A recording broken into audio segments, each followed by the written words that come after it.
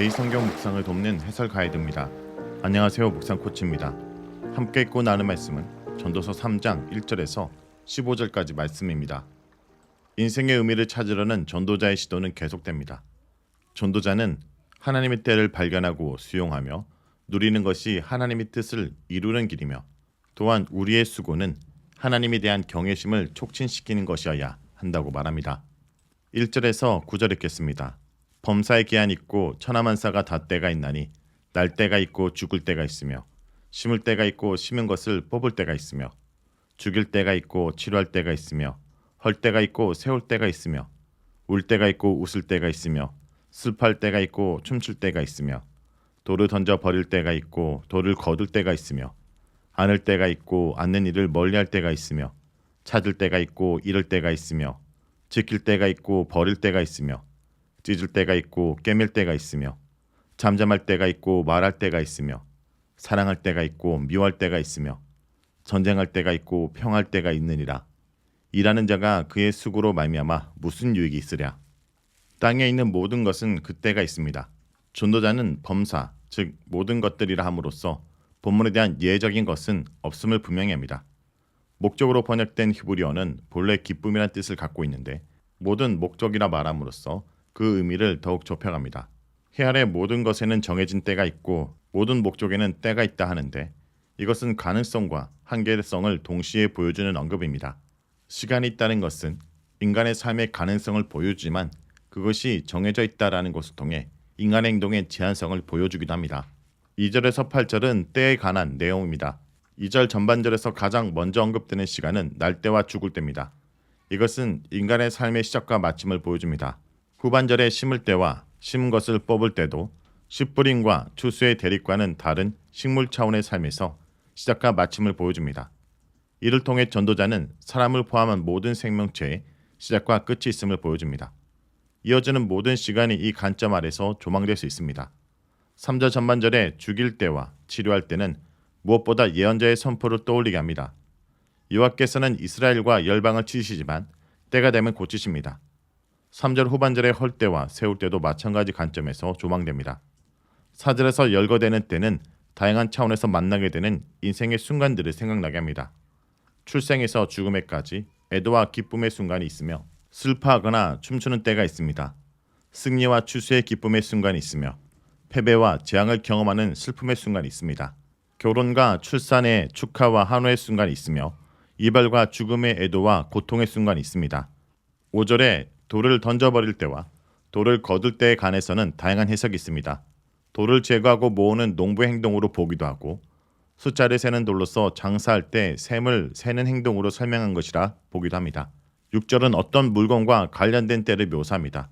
어떤 것을 찾을 때가 있고 잃을 때가 있습니다. 또한 어떤 것을 지킬 때가 있고 어떤 것을 버릴 때가 있습니다. 7절 전반절은 표면적으로 옷과 관련된 언급으로 보입니다. 하지만 찢을 때와 깨밀 때는 죽일 때와 치료할 때의 대립이나 헐 때와 세울 때의 대립처럼 심판과 구원 또는 파괴와 회복의 다양한 상황에 적용될 수 있습니다. 7절 후반절은 말에 관한 언급입니다. 사람에게는 잠잠할 때가 있고 말할 때가 있습니다. 8절에서는 전반부에서 사랑과 미움의 감정에 대해서 말하다가 후반절에서 전쟁과 평화의 사회적 사건으로 주제가 바뀝니다. 그러나 두 상황이 지시하는 바는 서로 통합니다.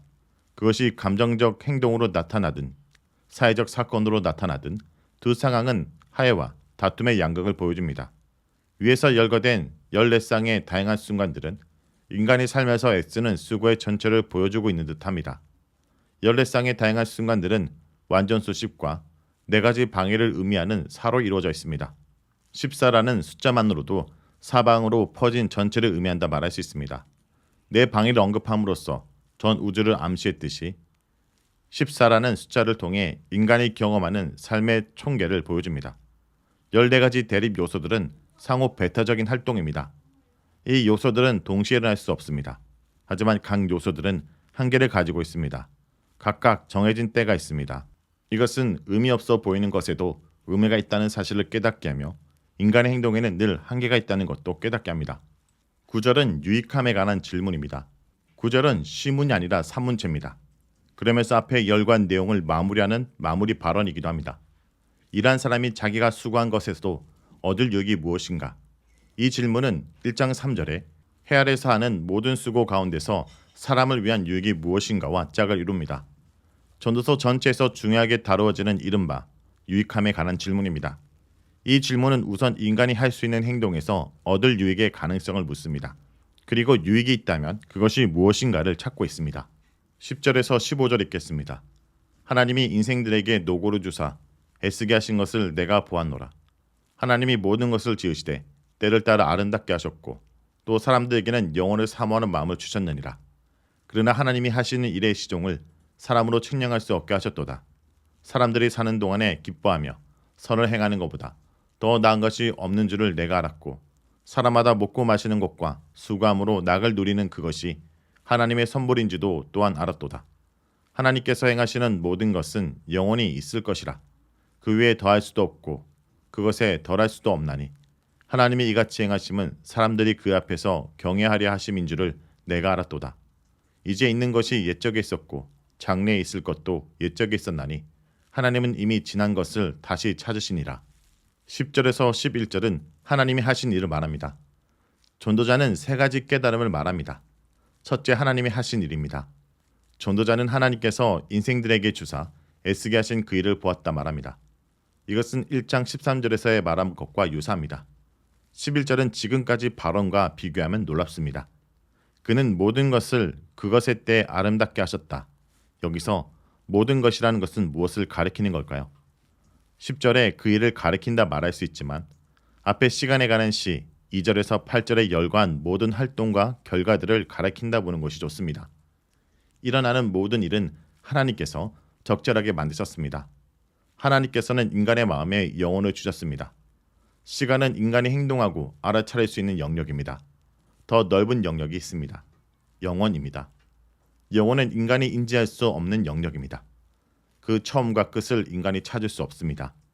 하나님께서는 모든 것을 제때에 아름답게 하셨으며 시간에 뛰어넘는 영혼을 인간의 마음에 두셨습니다.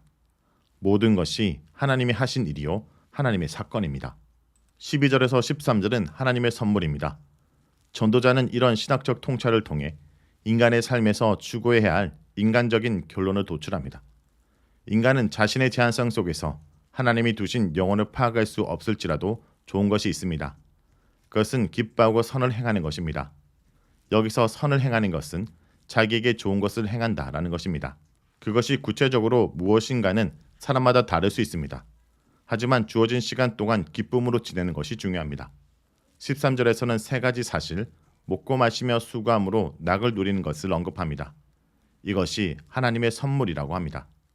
이것은 2장 24절의 반복이지만 약간의 변화도 있습니다. 2장 24절에서는 그 복이 하나님의 손에서 나온다 했지만 여기서는 하나님의 선물이라고 말합니다. 먹고 마시며 자신의 모든 수고에서 낙을 누리는 것은 사람이 힘써서 도달할 경지가 아니라 하나님이 주시는 은혜인 것입니다. 14절에서 15절은 하나님의 완전성입니다. 전도자의 세 번째 깨달음은 하나님의 완전성입니다. 하나님께서 하시는 것은 모두 영원히 있을 것입니다. 첨가될 것도 뺄 것도 없습니다.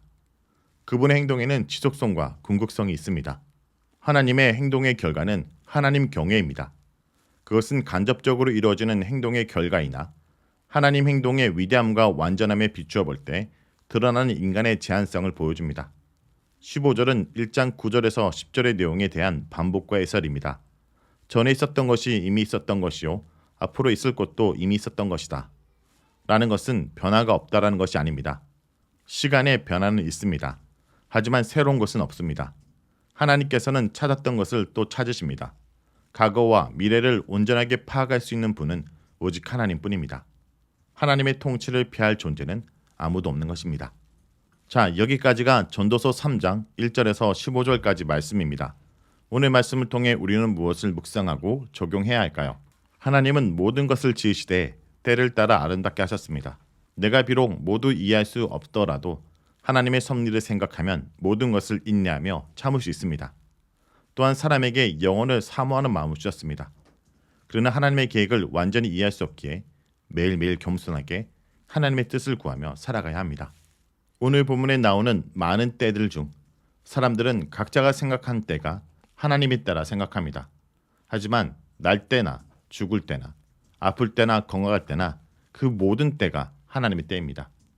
내 때를 기다리며 그 때를 이루지 못할 때 사람들은 허무함을 느끼지만 전도자는 이 모든 때를 그리고 오늘 이 때를 하나님의 때로 기쁨으로 살라라고 말하고 있습니다.